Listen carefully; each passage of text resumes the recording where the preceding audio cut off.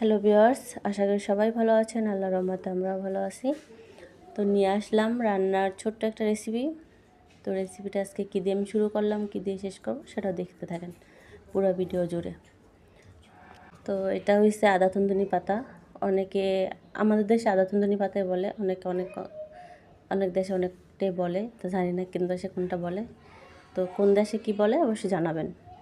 আর আছে হেলঞ্চা শাক, কাসকি মাছ, এগুলো আমি ভালো করে পরিষ্কার করে নেব। শাকগুলো আমি ধুয়ে নিচ্ছি, ওই শাকটাও আমি ধুয়ে নিয়েছি। তো এখন হেলঞ্চা শাক আমি ধুয়ে নিচ্ছি।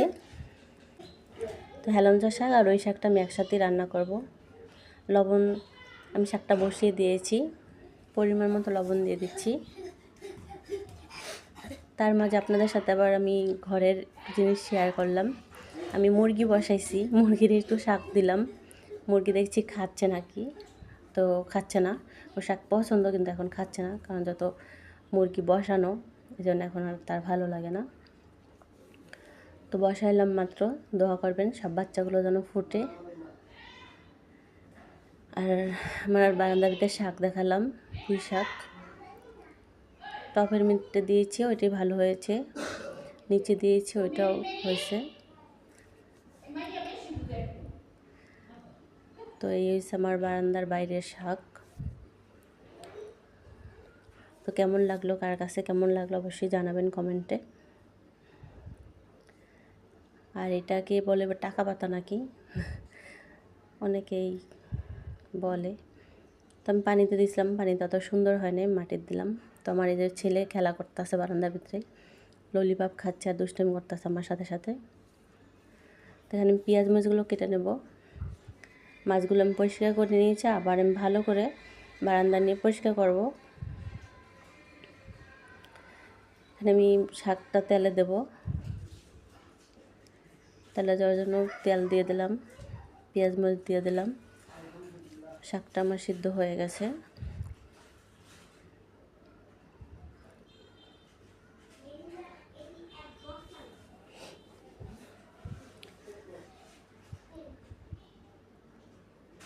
তো শাকটা আমার হয়ে গেছে, শাকটা আমি উঠিয়ে নেব এখন।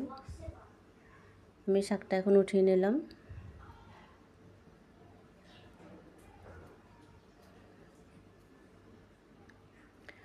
তার কাতকি মাছটা আমি এখন মাখিয়ে বসিয়ে দেব।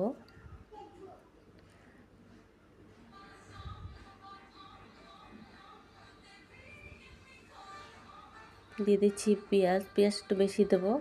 পেঁয়াজটা আমি ভেঙে দিচ্ছি যাতে আস্তে না থাকে।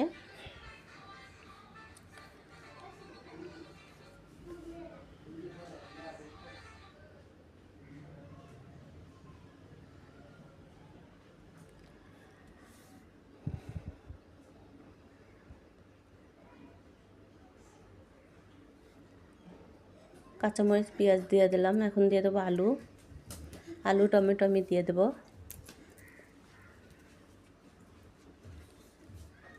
তো দিয়ে দেবো পরিমাণ মতো লবণ। আগে আমি রসুন দিয়ে দিচ্ছি, রসুন বাটা দিয়ে দিলাম। লবণ দিয়ে দেবো এখন। দিয়ে দেবো হলুদের গুঁড়া, সামান্য পরিমাণ মরিচের গুঁড়া দিয়ে দেবো।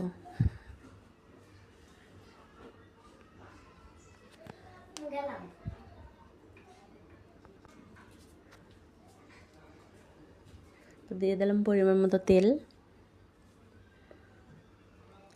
এখন আমি ভালো করে হাত দিয়ে মেখে নেব। মাখিয়ে নিলাম।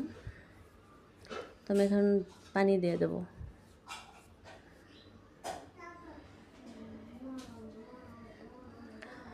তো জানি না রান্নার রেসিপিটা আপনাদের কাছে কার কেমন লাগবে। যদি ভালো লাগে অবশ্যই কমেন্টে বলবেন, খারাপ লাগলেও কমেন্টে বলবেন। আশা করি খারাপ হোক ভালো হোক অবশ্যই কমেন্টে উত্তরটা দিবেন যে কেমন হয়েছে, ভালো হয়েছে কি না।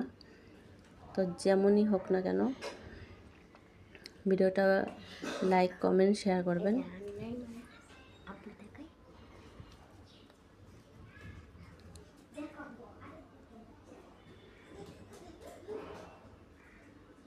যাই হোক, আমার গুঁড়া মাছের চচ্চড়িটা হয়ে গেছে।